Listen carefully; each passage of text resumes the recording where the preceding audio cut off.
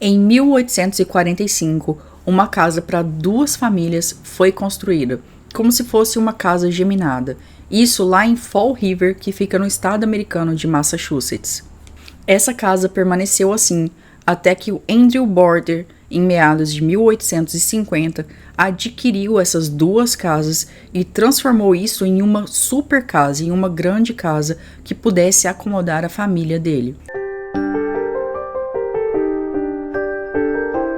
E foi dentro dessa casa que as filhas do Andrew nasceram. Mais especificamente, a Lizzie Border, que era a filha mais nova, nasceu em 1860. E, infelizmente, a mãe biológica da Lizzie faleceu apenas 3 anos depois do nascimento dela. E em menos de 3 anos depois, o Andrew se casou novamente. Naquela época, a esposa que o Andrew casou, a Abby, era considerada muito velha para um casamento. Ela já tinha 37 anos de idade e não era considerada um bom partido, principalmente para alguém na posição do Andrew. E esse improvável casamento desses dois para essa época fez com que vários questionamentos fossem levantados pela população da cidade ali. Pessoas diziam que o Andrew não amava de fato a Abby, mas que na verdade ele apenas queria uma nova mãe para cuidar e criar as filhas dele, e também uma governanta para cuidar da casa. Toda essa nova configuração da família, então, que era formada pelo Andrew, a madrasta Abby e as 2 filhas do Andrew, a família viveu normalmente nessa casa até uma tarde horrível em agosto de 1892. Lizzie e a irmã Emma odiavam a madrasta Abby. Elas evitavam a companhia da madrasta ao máximo. Elas evitavam até mesmo sentar na mesa para jantar todos juntos. A Lizzie se considerava uma jovem que cresceu sem amor, e isso fez com que ela se sentisse negligenciada. Também havia um rumor que rondava pela cidade de Fall River que a Lizzie também cometia pequenos furtos nas lojas da região. Mas mesmo que a Lizzie fosse considerada uma filha que não era tão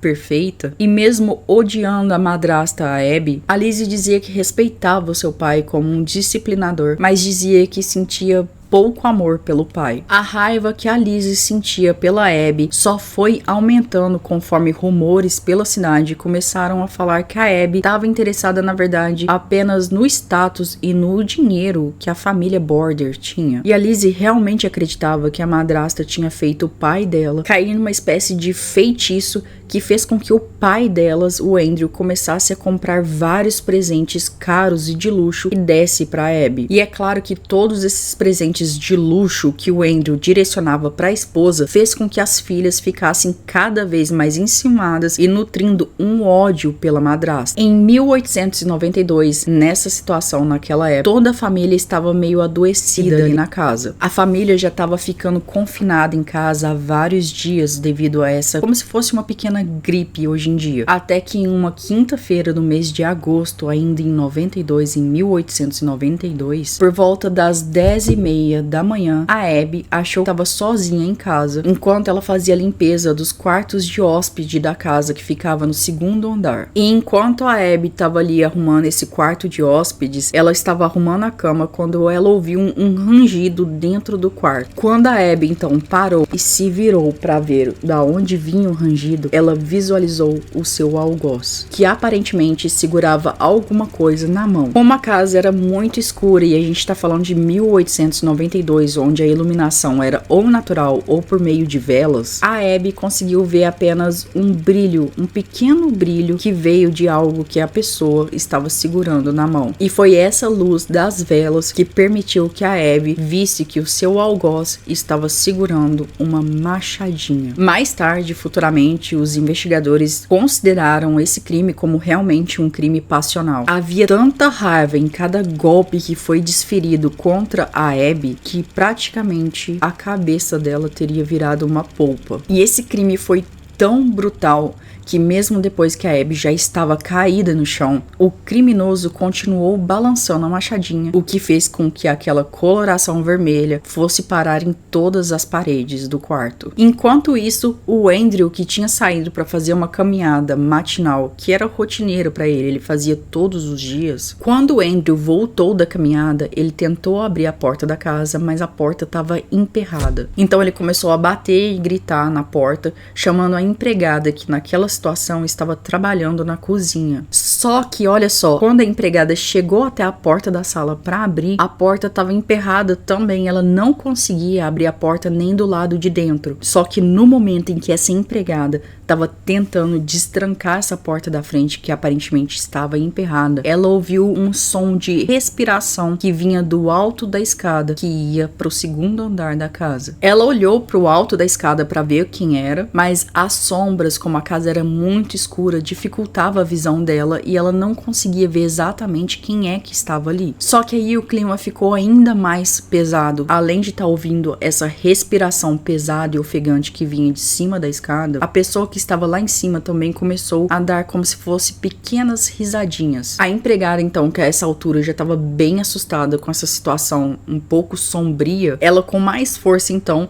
tentou abrir a porta e dessa vez ela conseguiu. O Andrew, então, quando entrou, agradeceu a empregada e foi seguir os afazeres dele, e ela foi seguir os afazeres dela normalmente. Algumas horas se passaram até que essa empregada, que estava no terceiro andar fazendo a limpeza normalmente da casa, escutou um grito que vinha da Lizzie no primeiro andar da casa. E a Lizzie estava desesperada no primeiro andar da casa e gritando: "O pai tá morto. Alguém entrou aqui e fez isso com ele." Teoricamente, a empregada de fato, ela não testemunhou nenhum dos assassinatos que tinham acontecido ali na casa. A única coisa que ela confirmou é que a Lizzie estava o tempo todo dentro da casa também. Bom, uma investigação foi feita. Segundo o relatório oficial dessa investigação, no depoimento dela, a Lizzie disse que ela não estava na casa no momento em que os crimes aconteceram. Ela alegava que ela estava no celeiro quando todos os crimes aconteceram, e ainda dizia que talvez alguém tivesse entrado da rua e tivesse feito aquilo com o pai dela e a madrasta. Mas um fato interessante que aconteceu é que, por mais que a Lizzie não estivesse dentro de casa, ela também não estava com o mesmo vestido que ela estava usando naquele dia mais cedo.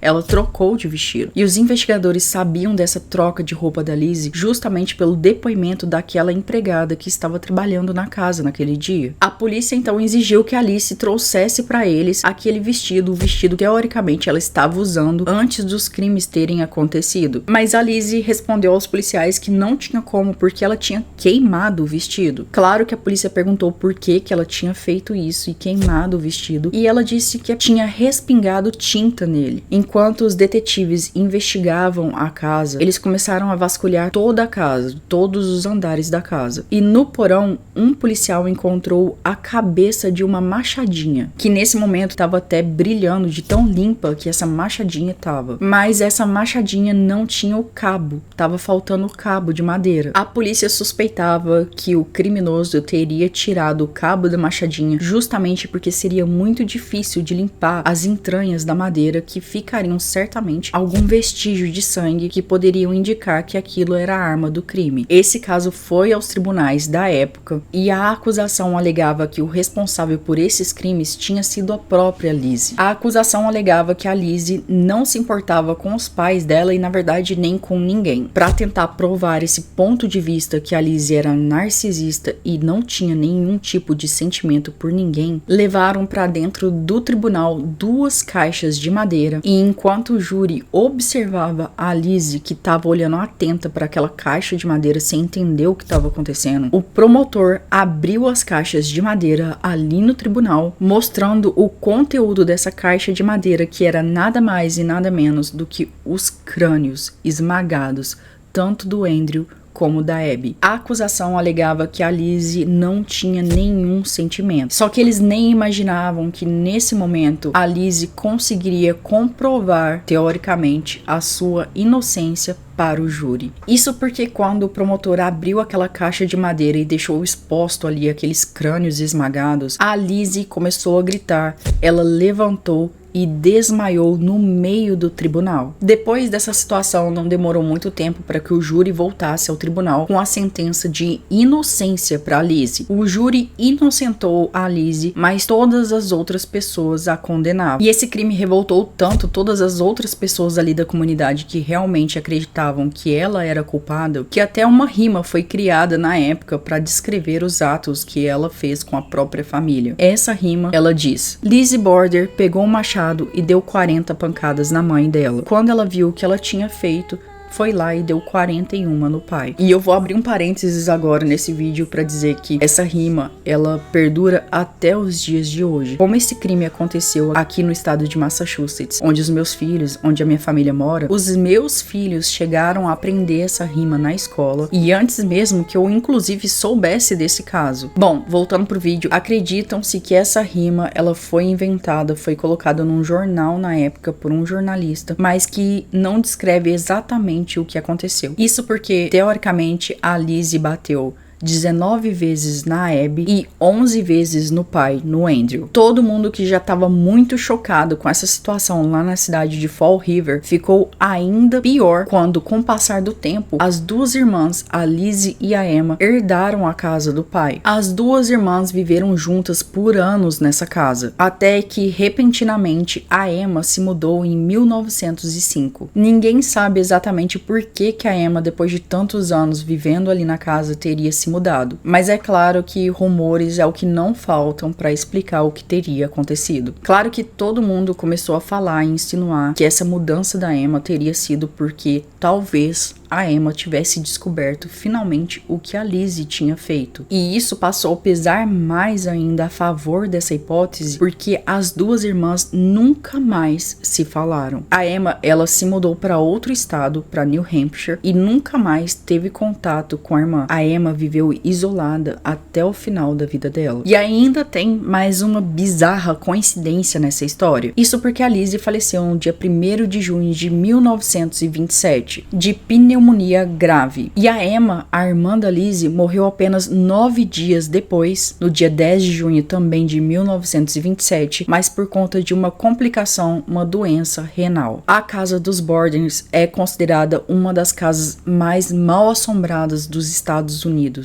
Dizem que os fantasmas da Abby e da Lizzie ainda vagam pelos cômodos da casa. A Abby é supostamente vista sempre na escadaria do 1º para o 2º andar e também, claro, no quarto de hóspedes onde a vida dela foi ceifada. Visitantes que dormiram nesse quarto de hóspedes chegaram a relatar que eles sentem que as cobertas e os lençóis da cama se pressionam contra eles durante a noite. Eles dizem que é como se a Abby estivesse alisando os lençóis das camas como ela estava fazendo num dia em que ela veio a óbito. Já visitantes que se hospedam lá e ficam no quarto que seria o quarto da Lizzie ou em algum quarto lateral ao quarto que seria da Lizzie, conseguem escutar o som de uma mulher chorando baixinho a noite inteira. Essas supostas aparições sempre estão acontecendo no mesmo horário em que os crimes aconteceram. A casa hoje em dia ela é aberta à visitação e também funciona como uma pousada, por isso que as pessoas podem se hospedar lá nesse lugar e você ainda pode desfrutar de um tour pela casa com alguém te contando e te mostrando exatamente tudo sobre o crime e onde aconteceu ali na casa. Ah não acredito que você assistiu esse caso até agora e ainda não deixou um like no vídeo. Garanta que você já tá inscrito aqui no canal para poder continuar recebendo mais esse tipo de conteúdo. Eu te vejo em um novo vídeo aqui do canal. Até já!